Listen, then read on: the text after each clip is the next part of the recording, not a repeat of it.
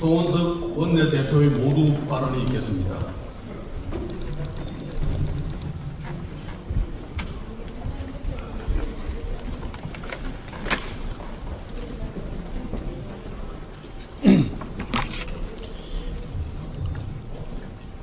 예, 선배 동료 의원 여러분 반갑습니다.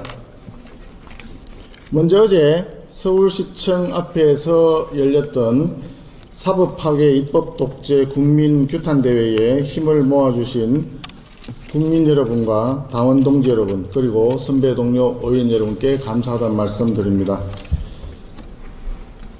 우리가 지금 장외에서 애국시민들 당원 동지들과 함께 투쟁을 하고 있는데 아시다시피 지금 이 시각에도 본회의장에서는 지금 필리버스터가 진행 중에 있고 오늘이 4박 5일째의 마지막 필리버스터가 될 것 같습니다. 필리버스터에 나서 장시간 고생해 주셨던 박수민 의원님, 최영도 의원님, 김장겸 의원님, 유상범 의원님, 강선영 의원님, 박충건 의원님, 이종욱 의원님, 김은혜 의원님 그리고 현재 본회의장에 필리버스터 중에 있는 박성훈 의원님 이분들께 일단 큰 박수 한번 좀 주시면 되겠습니다. 고맙습니다. 그리고 오늘 시간이 어떻게 될지 모르지만 곽규택 의원님, 서지영 의원님, 조지현 의원님이 지금 준비 중에 있으시고요. 또 이분들만이 아닙니다. 지나간 4일 동안에 준비는 굉장히 많이 해주셨는데 등판 기회가 없었던 분들도 많이 계세요. 고동진 의원님, 이다리 의원님, 서범수 의원님, 이성건 의원님, 박덕흠 의원님, 이상휘 의원님, 김종량 의원님 이분들도 수고를 많이 해주셨습니다. 예, 감사합니다. 그리고 또 이분들만이 아니라 새벽녘에 한밤중에 본회의장을 함께 지키면서 우리 동지에도 함께 느끼면서 고생해 주셨던 우리 모든 의원님들 정말 감사합니다. 박수 한번 드리십시오. 고맙습니다. 자, 의원님 여러분, 오늘 정책의총 주제는 이재명 재판 왜 재개해야 되는가입니다.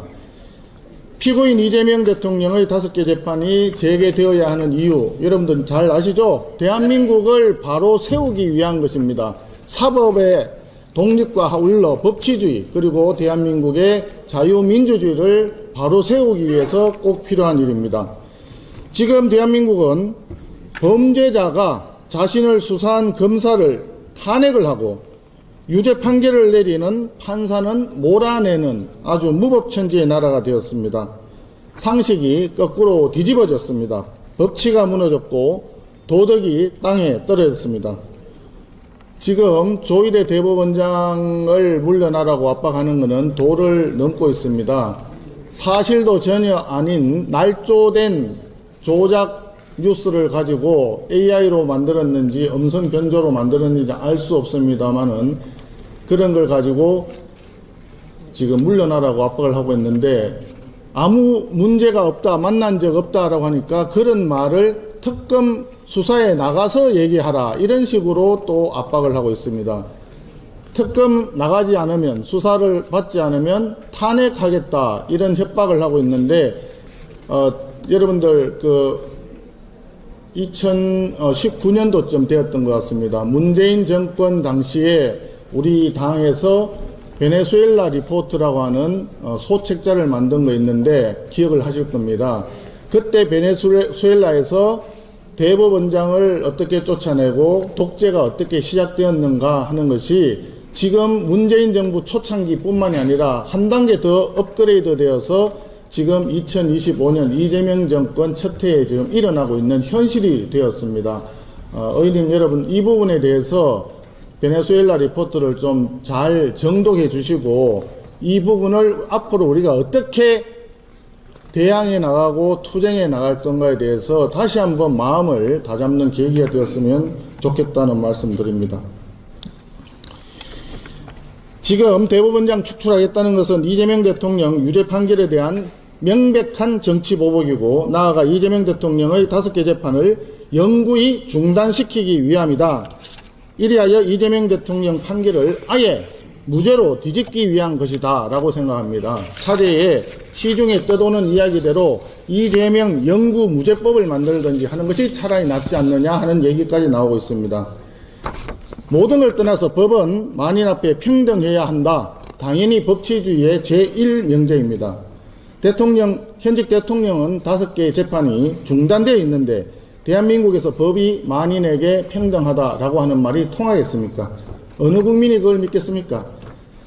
이재명 대통령은 이런 얘기를 한 적이 있습니다. 스스로를 권력을 가진 특별한 존재라고 착각하고 있다는 취지의 발언을 대법원장을 향하여 했습니다. 제가 볼 때는 거울 보고 말씀하신 걸로 보입니다. 착각하면 안 됩니다. 대한민국의 법 앞에 모든 사람은 평등하고 특별한 존재는 있을 수가 없습니다. 우리 헌법을 다시 살리는 길, 대한민국 헌법의 법치주의를 다시 살리는 길은 바로 여기 나와 있습니다. 이재명 피고인에 대한 재판을 재개하는 길입니다. 한마디 말씀 더 드립니다. 이재명 대통령뿐 아니라 김혜경 여사의 재판도 신속히 마무리되어야 한다고 말씀드립니다. 김혜경 여사는 작년 2월 14일 선거법 위반으로 기소되었습니다.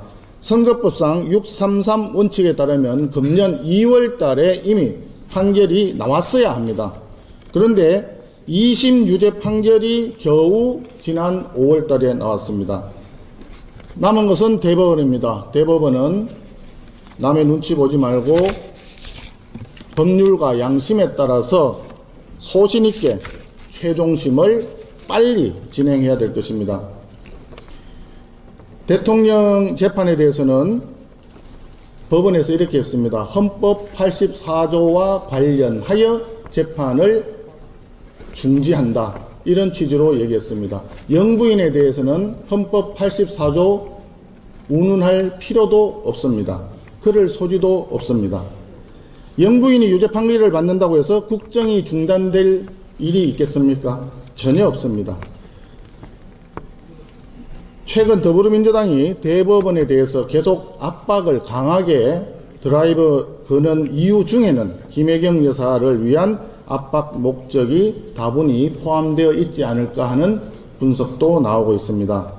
대법원이 이에 대해 소신껏 재판을 마무리 짓지 않는다면 집권 여당은 사법부를 더 만만하게 보고 확실하게 장악하려 할 것입니다. 지금 대법원이 이토록 난도질을 당하는 근본 원인을 따지고 보면 지난번 김문기를 몰랐다라고 하는 발언에 대해서 공직선거법 위반 사건으로 재판을 했는데 1심에서 노골적으로 재판을 지연을 시켜줬고 2심에서는 노골적으로 정치적 판단에 따라서 무죄를 판결했던 그 때문에 지금 상황이 벌어지고 있다고 생각합니다. 우리 국민의힘은 야당으로서 대한민국 헌법을 지키고 법치주의를 지키고 삼권 분립을 지키기 위해서 열심히 싸우겠습니다. 마지막까지 싸우겠습니다. 하지만 사법부의 명예, 사법부의 독립은 최종적으로 사법부가 스스로 나서야 가능하다는 점을 사법부에서 잘 인식하기 바랍니다. 이제 사법부 판사들이 법률과 양심에 따라 판결을 내려서 사법부의 독립성을 지키고 견제와 균형의 삼권 분립 원칙을 지켜주기를 희망합니다. 대한민국 헌법을 지키고 대한민국의 미래를 지켜주시기를 다시 한번 당부드립니다. 감사합니다. 이어서 이재명 피고인의 재판 재개 필요성에 관한 주제 발표가 있겠습니다. 먼저 본 주제에 대한 총괄 발표를 나경원 의원께서 해주시겠습니다.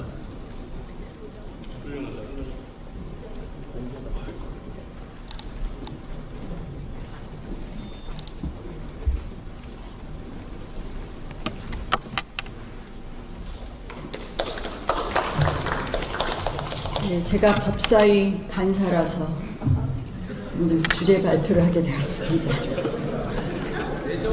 네, 간사 내정직. 네, 일사부재의 안건입니다. 연일 의원님들 수고가 많습니다. 뭐 필리버스터에 어제는 또 장애 투쟁에 정말 수고가 많으신데요. 저는 오늘 아침 어느 일간신문에서 지적한 것처럼 대한민국의 지금 이재명 대통령의 정권은 이미 연성독재를 시작하고 있다. 그래서 이 연성독재를 막는 것은 우리의 소명이자 정말 우리의 사명이라고 생각을 합니다. 아마 의원님들 다 그 심정으로 애써주신다고 생각을 하는데요. 저는 요새 민주당이 지금 국회에서 벌이는 행태를 보면 이거는 우리한테 내란 하는데 지금 민주당의 행태가 입법 내란의 상태다라고 말씀을 드립니다. 내란이 뭡니까? 국헌을 문란할 목적으로 폭동을 일으키는 겁니다. 국헌 문란할 목적으로. 민주당은 사법 파괴를 외치면서 대한민국의 가장 중요한 헌법 가치와 헌법 질서를 부정하고 있습니다. 하는 법안마다 위헌성이 농후합니다. 게다가 그 방법은 어떠냐? 의회 민주주의를 파괴하는 한마디로 위헌, 위법적인 그런 절차를 통해서 지금 이런 헌법 질서를 파괴하고 있습니다. 전 그래서 민주당이야말로 지금 입법 내란의 상태이다라고 말씀을 드리겠습니다. 자, 법사위가 그 중심이 되고 있는데요. 제가 법사위에서 이 절차적으로 의회 민주주의를 파괴하는 걸 좀 설명을 드리면서 이 말씀을 드려야 될 텐데, 자, 뭐 아시다시피 간사 선임은 국회법 60조 2항에 따라서 호선하게 되어 있는데 무기명 투표소 처음 보셨죠? 무기명 투표소를 하고 일사부재의라고 주장을 합니다. 일사부재의의 의는 발의하거나 제안한 안건이기 때문에 해당되지 않습니다. 간사 안건은. 그 다음 두 번째는 또 뭘 하고 있느냐.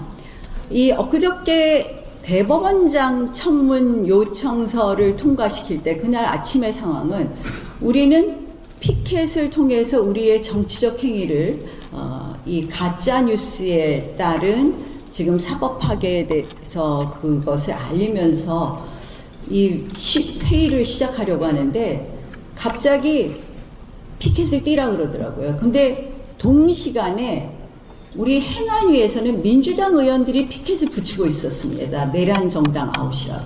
그러니까 이 피켓은 회의장 질서 유지를 방해하는 물건이라고 보기 어렵습니다. 그런데 느닷없이 질서 유지권을 발동을 하면서 국회 경위를 13명을 난입시켰습니다. 그 당시 법사위에 우리 당 의원들은 달랑 4명 있었습니다. 그러니까 우리 의원 한 명당 3명씩 에워싸기 시작했습니다.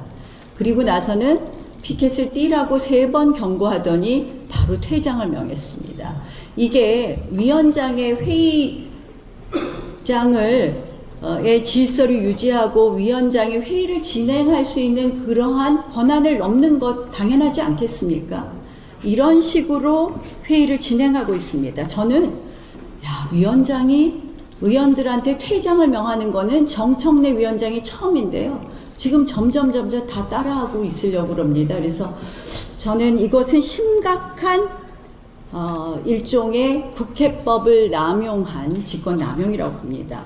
게다가 우리 이 청문회에 관한 이 요청서는 느닷없이 국회 회의 진행 중에 어떤 협의도 없이 들이밀고 통과를 시켰습니다. 이것도 역시 국회법 위반입니다. 그리고 모든 법안은 여러분들도 아마 가끔 경험하실 텐데 토론 종결권이라는 이유로 우리 당 의원 1명, 민주당 의원 1명 하고 나면 토론 종결을 합니다. 이거는 국회법 60조의 의원의 무제한 토론권을 또 침해하는 겁니다. 그래서 저는 이 모든 것이 사실은 모두 국회법 위반이다. 그리고 이거는 의회 민주주의를 파괴하는 것이다. 그래서 이런 형태로 국회에서 운영이 되고 있기 때문에 저는 입법 내란의 상태라고 말씀을 드립니다.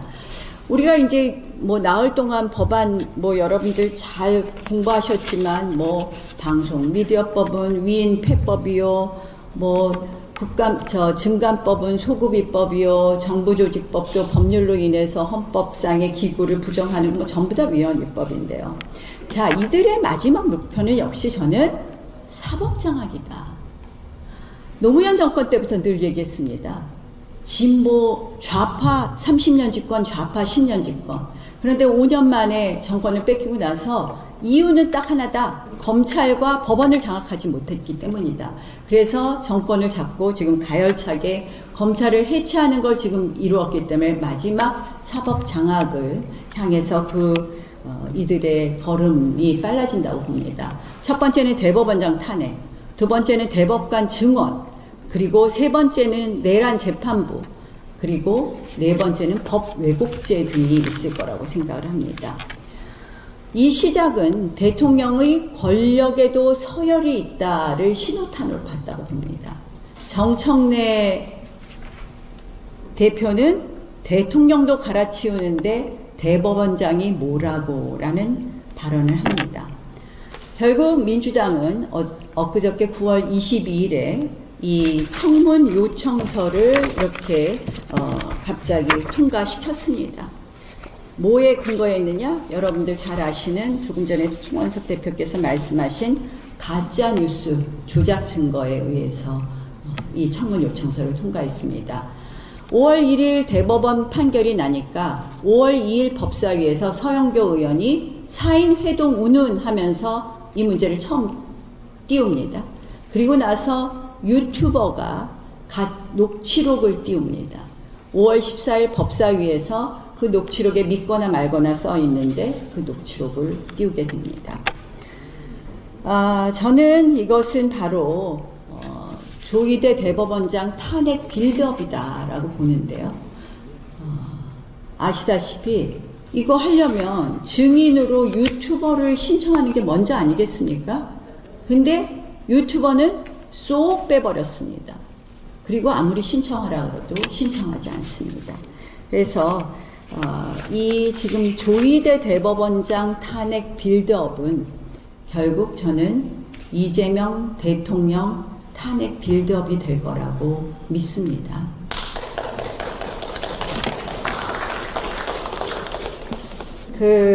조희대 대법원장께서 어저께 불출석 의견서를 냈습니다. 사유서가 아닙니다. 사유서는 그 청문회가 위헌 위법하지 않다는 것을 인정할 텐데 위헌 위법하다는 것을 인정하고 불출석 사유서를 냈습니다. 의견서를 냈습니다. 그래서 세 가지 이유, 헌법 103조의 이 사법부 독립 문제, 그리고 법원조직법 65조의 합의는 공개하지 않는다는 조항, 그리고 세 번째로는 국정감사 및 조사에 관한 법률 8조를 들었습니다.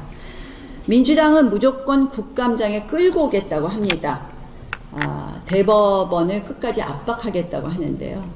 뭐 아시다시피 대법원장을 압박하는 이유는 세 가지 이유죠. 사법부를 장악한다는 것이 뭐 큰 목표라면 첫 번째로는 대통령 사법 리스크를 완전히 해소하겠다. 두 번째는 그들이 내란하면서 우리를 위헌정당으로 해산시키겠다고 하는데 그 내란죄가 혹시라도 유죄가 안 나올까 하는 그런 노심초사 끝에 유죄 재판을 무조건 해라 하고 지금 찍어내는 것. 세 번째는 아까 말씀드린 큰 틀의 사법 파괴를 위해서 좌파 100년 집권을 위한 거라고 생각을 합니다. 저는 사실 이 지경에 이른데 법원도 책임이 자유롭지는 않다. 법원이 헌법 제84조에 따라서 이 재판을 중단한다라고 했는데요. 제가 어저께 막 찾다 보니까 이 헌법 84조의 학설에 다툼이 있지 않느냐, 민주당은 그렇게 얘기를 했어요. 헌법 84조에 대통령 재직 중에 내란 외환의 죄를 제외하고는 소추당하지 않는다의 소추는 재판을 유지하는 것까지도 포함한다. 이렇게 하면서 재판을 중단했는데 제가 어저께 2010년 3월 법제처에서 나온 거를 발견했습니다. 왜냐하면 그동안은 학설이니까 이런 설 저런 설이라고 자꾸 도망가는데 2010년 3월에 법제처에서 나온 해석에 이렇게 되어 있습니다. 헌법 제84조에서 말하는 형사소추는 기소를 의미한다라고 이렇게 명시되어 있습니다. 그래서 저는 이것도 어떻게 보면 앞으로 좋은 자료가 될지 않을까. 그동안 우리가 당연히 다수설이 그렇다고 얘기했지만 결국은 법원은 이렇게 해석할 수 있는 헌법 84조를 보나 또 헌법 68조 2항에 대통령 선거, 다시 하는 재선거 규정에 판결이 그 이유 중에 하나로 되어 있기 때문에 당연히 재판은 진행되어야 됨에도 불구하고 지금 대통령 재판이 중단되었습니다. 이거는 명백히 헌법 위반이라고 봅니다. 그래서 저희가 지금부터 할 일은 뭐 서명운동도 하시고 그러지만 검찰은 즉시 변론을 제기해라. 또는 이 결정에 대해서 이의를 신청해라. 그리고 법원은 즉시 변론을 제기하라고. 그러니까 검찰은 재개 신청을 하라. 법원은 즉시 재개하라라는 주장을 좀 집요하게 해야 되지 않나 이런 생각을 합니다. 지금 민주당이 문제 삼는 것은 뭐 다른 게 아니라 이 대법원장 선거 개입에 관한 청문회라고 이유를 붙입니다. 이번 청문회를. 그러면서 말하면서 남는 것이 6만 쪽을 어떻게 그렇게 빨리 받느냐라는 것을 이야기하는데요. 대법원에 이 사건이 접수된 것은 이미 3월 중순입니다. 그래서 충분히 자료를 볼 수 있다는 것도 있고요. 대법원에서 그 당시 발표한 것처럼 1심과 2심이 유죄 무죄로 완전히 엇갈리기 때문에 사법부 신뢰 문제 그리고 국민들에게 옳은 판단을 하기 위한 이 사법부 신뢰를 회복하고 제대로 된 정보를 알리기 위한 것이라는 점에서 충분히 법원의 재판은 비판할 필요가 없다라는 말씀을 드리고 싶습니다. 저는 오늘 이제 이거 뭐 기초 발제를 하라고 말씀을 들었는데요. 이 대법원장 재판을 재개하는 것, 이것이 저는 사법부 파괴를 막는 일이다. 그것이 바로 사법부 독립을 지키는 거라고 생각을 합니다. 재판이 재개되지 않고 중단되기 때문에 민주당의 사법부 흔들기는 더 집요하게 계속된다. 왜? 바로 재판을 뒤집고 공소 취소를 하고 재판을 중단하고 이런 재판을 영원히 중단할 수 있는 법을 만들고 이런 갖가지 사법부 흔들기를 계속될 거기 때문에 저는 오히려 사법부가 계속해서 재판을 하는 것만이 사법부 흔들기를 막을 수 있다. 그것이 바로 사법부 독립을 지키는 것이다. 그래서 그런 의미에서 이재명 대통령 재판은 반드시 재개되어야 된다. 그리고 또 하나는 이것과 함께 우리가 꼭 지켜야 되는 것은 바로 의회의 정상화라고 생각을 합니다. 이 대통령 재판을 이렇게 흔들 수 있는 것은 바로 의회가 비정상적으로 운영되는 것. 아까 말씀드린 것처럼 뭐 질서 유지권의 발동 그리고 퇴장 명령 이런 의회가 한마디로 비민주적으로 비정상적으로 운영되는 것이기 때문에 저희가 앞으로 필리버스터를 계속할 때 가장 중요한 것은 이 의회 정상화를 계속 이야기해야 되지 않느냐 이렇게 생각을 합니다. 그래서 이재명 대통령 재판을 재개하는 것과 의회를 정상화시키는 것, 이것이 바로 우리 대한민국의 자유민주주의를 지키는 그 핵심적인 사항이 될 거라고 생각을 합니다. 특히 의회 정상화에 있어서 핵심은 저는 법사위원장 돌려달라가 될 거라고 생각을 합니다. 그래서 우리 송원석 원내대표님 수고 많이 하시지만 앞으로 이 협상을 하실 때 우리의 필리버스터, 지금 저희가 남은 수단이 필리버스터 하나밖에 없는데 이 필리버스터만으로는 아예 막지를 못하니까 우리의 무기로 법사위원장을 다시 찾아서 결국 견제와 균형을, 의회 내에서 견제와 균형을 통해서 의회 민주주의의 파괴를 막고 그를 통해서 연성독재를 막는 것이 우리가 해야 될 노력 아닌가 이렇게 생각을 합니다. 그래서 오늘 뭐 여러 가지 자세한 내용을 이제 추후에 우리 의원님들 두 분과 김 변호사님께서 설명을 하실 텐데요. 결국 2심 재판이 얼마나 문제가 있는지에 대한 설명을 들으시면 3심이 왜 빨리 됐는지를 아실 거고요. 그 3심의 노력을 헛되이 되지 않게 하려면 이재명 대통령의 재판은 즉시 재개되어야 된다라는 말씀을 드립니다. 뭐 의원님들 너무 수고 많으신데요. 뭐 저희는 법사에서 계속 의회 민주주의 복원을 위해서 열심히 싸우고 사법 파괴 안 되도록 사법부 지키도록 노력 많이 하겠습니다. 수고 많으십시오. 장관님 정말 수고하셨습니다. 다음은 이재명 피고인 20문제 판결 문제점에 대해 주진우 의원께서 발언해 주시겠습니다.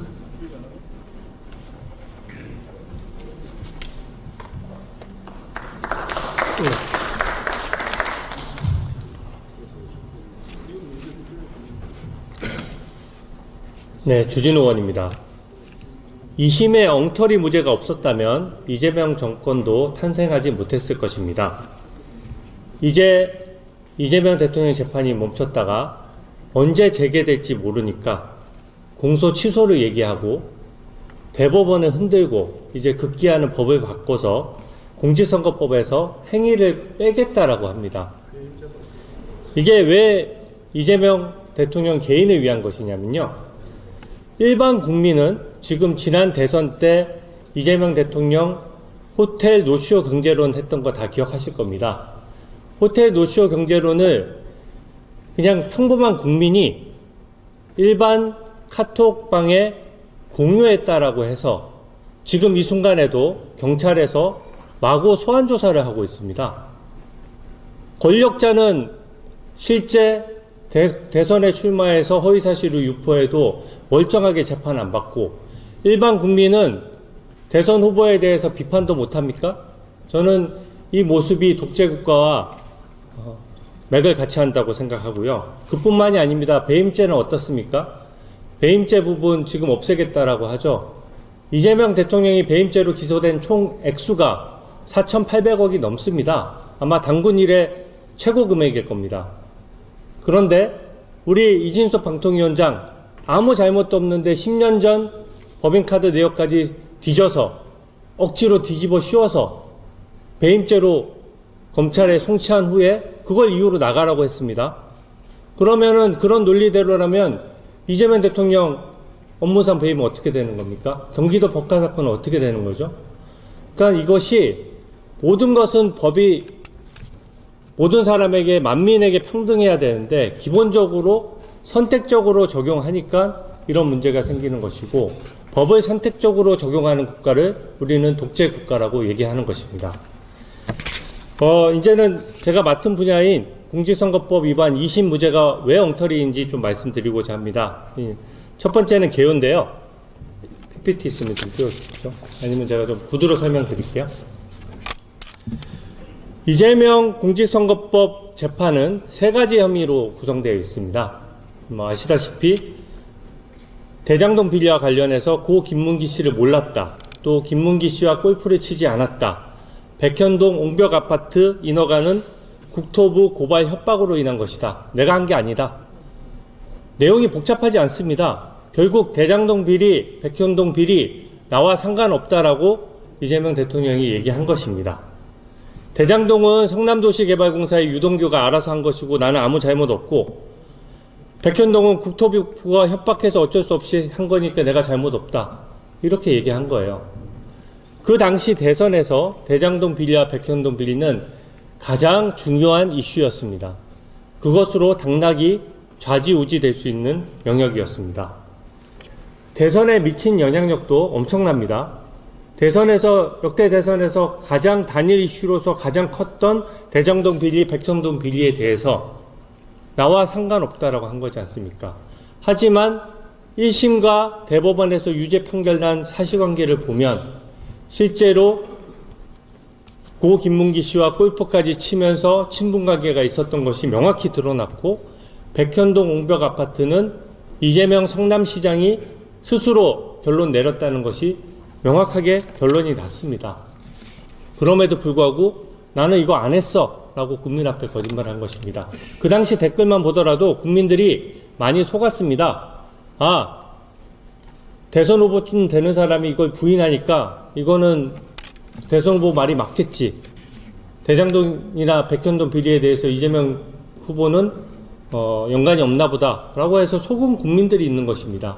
그래서 대선에 미치는 영향력이 컸고 공직선거법에서 허위사실 유포했을 때 대부분 벌금 200만원, 300만원 나옵니다. 1심에서 왜 징역 1년에 집행유예 2년이 나왔습니까?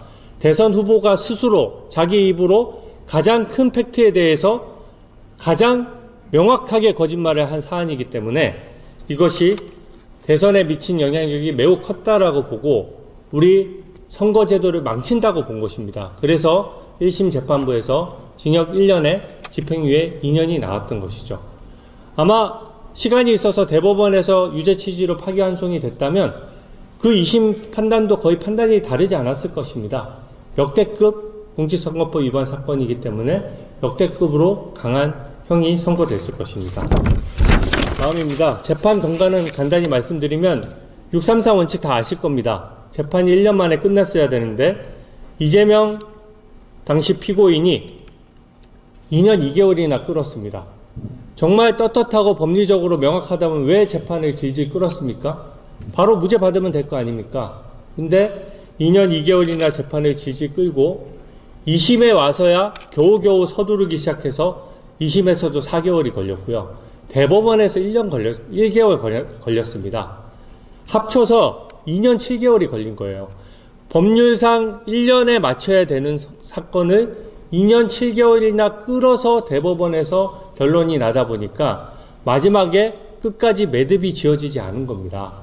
두 번째가 더 황당한데요. 백현동 부지는 국토부가 협박해서 고발하겠다라고 해서 어쩔 수 없이 용도 변경했다라는 취지로 사실관계가 인정이 됐는데 이것을 단순히 의견 표명에 불과하다고 봤습니다. 이렇게 구체적인 사실관계, 국토부의 어떤 공무원이 나서서 성남시 어떤 공무원에게 전화해서 협박하고 고발하겠다고 말하고 이랬던 사실관계가 있는데 이게 어떻게 의견 표명에 불과합니까? 이건 역시 의견 표명에 불과하다라고 보는 순간 거짓말을 잘하는 사람일수록 선거판에 유리해지는 불합리가 생기는 것입니다. 따라서 2심 판결은 1심과 다른 튀는 판결이고요. 사실 인정은 동일하게 하면서도 법리를 이상하게 꿰맞춘 것입니다. 대법원 유죄 판결의 의미를 이제 설명드리고 마치려고 합니다. 대법원은 아시다시피 하급심을 기속합니다. 그렇기 때문에 재판이 재개되면 당연히 유죄 판결 외에는 다른 방법이 없습니다.